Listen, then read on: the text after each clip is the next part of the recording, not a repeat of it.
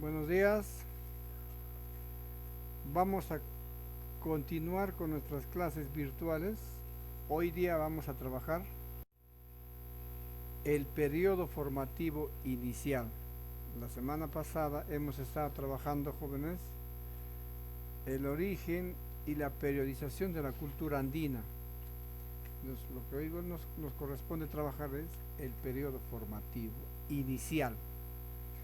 Bien, las características de este periodo formativo inicial tuvo una duración desde los años 1800 antes de Cristo hasta los 200 años después de Cristo, y estuvo dividido en tres periodos: el periodo formativo inicial entre los 1800 y 1000 años antes de Cristo, el formativo medio entre los 1000 y 400 años antes de Cristo, y el formativo final entre los 400 y 200 años antes de Cristo.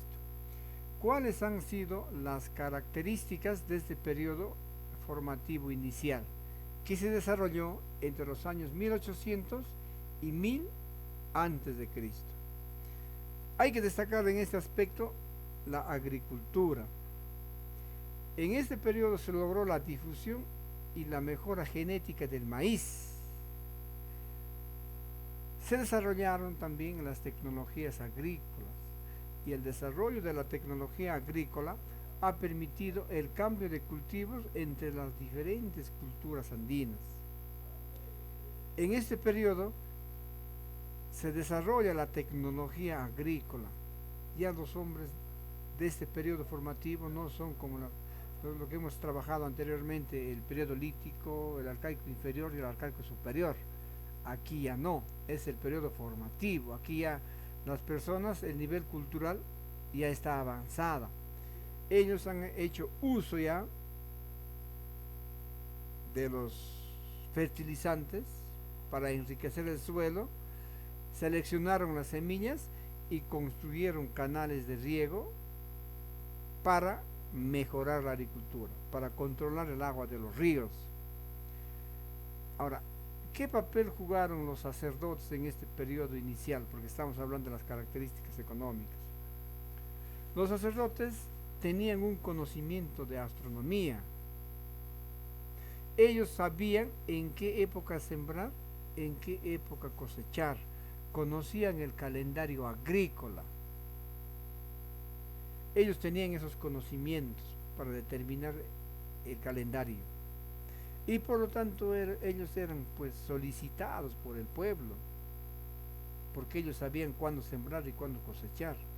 Esta relación, este conocimiento que tenían los sacerdotes en astronomía, hizo que el pueblo dependiera de los sacerdotes, generaron una dependencia hacia los sacerdotes. ¿Por qué? Porque ellos invocaban a los dioses. La población necesitaba de los sacerdotes por sus conocimientos en agricultura. Bien, ahora en ganadería es otro aspecto de las características económicas. Ellos se dedicaron a la crianza de los animales, de los camélidos sudamericanos, la llama, la alpaca y la vicuña, y nosotros le llamamos también a estos animales los auquéridos porque son oriundos del Perú. Las llamas, las alpacas y las vicuñas, ellos utilizaban no solamente su lana, también utilizaban su carne, y los utilizaban como medio de transporte porque también eran animales de carga. Es en este periodo cuando empieza a desarrollarse también la cerámica. La cerámica se desarrolla en esta época. La cerámica ha permitido la confección de instrumentos y de objetos para depositar, para almacenar, para trasladar alimentos, porque antes solamente utilizaban fibras vegetales como mates de calabaza. Entonces, todas estas actividades económicas como la agricultura, la participación de los sacerdotes y las actividades como la ganadería, ha permitido a los sacerdotes eh, dirigir el culto a sus divinidades. Y se dice también, muchachos, que los centros ceremoniales cumplían un rol de centros económicos. Claro, como la clase sacerdotal era quien organizaba las actividades económicas, por lo tanto, los centros ceremoniales eran donde se planificaba la economía, donde estaban los almacenes, y quienes aportaban la mano de obra en todas las actividades económicas, el pueblo, a través de los aylus, a través de las familias. Ahora veamos las características sociales. Las características sociales, jóvenes, se formaron en dos grupos en el interior de las sociedades en el formativo inicial. Teníamos por un lado a los gobernantes y por otro lado a los gobernados, a los aldeanos. ¿Quiénes eran los gobernantes? Los que planificaban las actividades de los aylus. ¿Y quiénes eran estos? Los sacerdotes. Y por otro lado el pueblo, los aldeanos, ellos estaban encargados del cultivo de la tierra, del pastoreo de los animales, de la artesanía, de la orfebrería. Los que construían los templos eran el pueblo, entregaban sus ofrendas que exigían los sacerdotes. Esas eran las características sociales. Ahora, los gobernantes concentraban todo el poder político y religioso. ¿Quiénes eran los gobernantes que concentraban todo el poder político y religioso? Los sacerdotes. Esos vivían en los templos y se mantenían gracias a las ofrendas que recibían de los aylus. ¿A cambio de qué? De intermediar ante sus dioses. Ahora, las características políticas.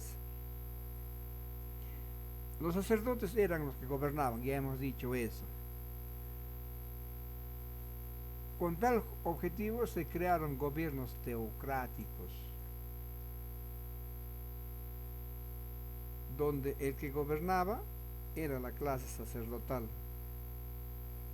¿A qué se denomina gobiernos teocráticos?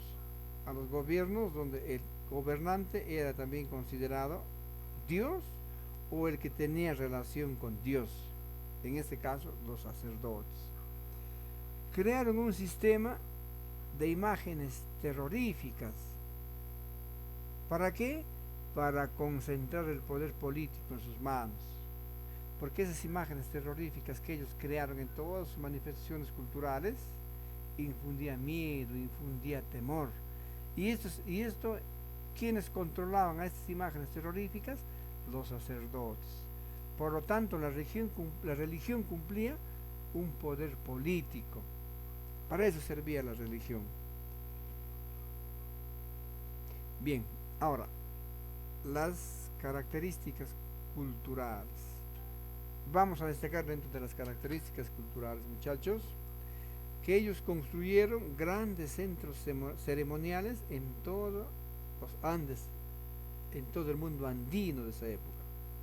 ¿Y cuál era la función de los templos? Era centralizar el poder económico y político y religioso de los aylus. ¿En favor de quién? En favor de los sacerdotes, que eran los que preparaban el culto a sus divinidades. Entonces, en ese tiempo, jóvenes, en el periodo inicial, ¿quién fue el que creó a los dioses? Han sido los sacerdotes. ¿Para qué? Para beneficiarse del pueblo, para aprovechar el pueblo, porque como tenían conocimiento de astronomía, la religión siempre ha sido un instrumento desde el formativo inicial hasta hoy día, un instrumento para dominar a la gente, un instrumento para subyugar a la gente. En este periodo, muchachos, todavía la religión ha estado dominando el poder, ha estado gobernando. Más adelante, los sacerdotes van a hacer alianzas con los militares y juntos van a cogobernar. Por eso vamos a ver un poco, según vamos avanzando en el curso. Ahora, las características religiosas, podemos decirles, para controlar, para reprimir a la población, para tenerlos temerosos, han utilizado la religión. Y si ustedes se dan cuenta, desde el periodo formativo inicial hasta hoy día, la religión siempre ha reprimido, ha utilizado a la gente, los ha tenido temerosos de Dios. Ese es el papel que siempre ha cumplido la religión desde el formativo inicial hasta hoy día. Eso hay que tener bien presente. Entonces los centros ceremoniales servían como observatorios astronómicos. Las imágenes religiosas que ellos tenían se inspiraron en animales sagrados, como el cóndor, la serpiente, sobre todo el felino, el jaguar. Era la divinidad más importante. El culto al felino se difundió por todo el mundo andino, y siempre lo representaban con rasgos antropomorfos, que infundía miedo, que infundía temor, para tenerlos siempre subyugados, para que el pueblo dependa de la clase sacerdotal. También utilizaron manifestaciones artísticas, como la cerámica, la escultura, el tejido, la orfebrería. Todas estas manifestaciones, como la cerámica, la escultura, los tejidos, el tema principal era sus dioses. Elaboraban sus divinidades. En los tejidos, en las mantas, estaban presentes sus dioses, estaban presentes sus divinidades. ¿Para qué? Para infundir miedo al pueblo. Bueno, así era en el periodo formativo inicial. Ahora, los principales vestigios de este periodo tenemos, por ejemplo, a Garagay. Está ubicado en la región Lima. Es un conjunto arquitectónico de edificios en forma de U. Luego tenemos Sechín. Está ubicado en el valle de Sechín, en la provincia de Casma, en la región Ancash. Aquí se encuentran dos construcciones. Una en forma de pirámide, ubicada en el sector de Sechín Alto, y luego el templo denominado Sechín, ubicada en las faldas del cerro Sechín. Cupisnique es otro resto de este periodo formativo inicial, que está ubicado en la Libertad. Aquí encontraron representaciones de culto al felino, en este caso al jaguar. También encontraron otras manifestaciones, diseños como una araña. Todos estaban orientados, en este caso, eran rituales a la fertilidad. Bien. Por otro lado también tenemos a la dama de Pacopampa, en Chota, Cajamarca.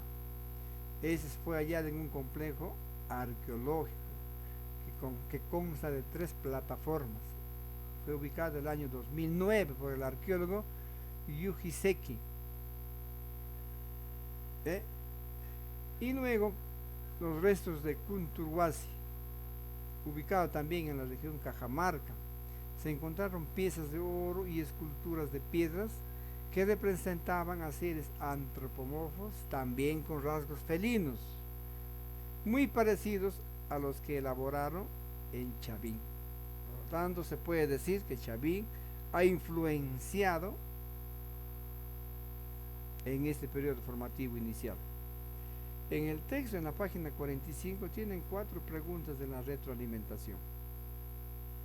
La próxima semana vamos a fijar un día por medio del vía Zoom, vamos a resolver la retroalimentación trabajando en clase y verificando el aprendizaje.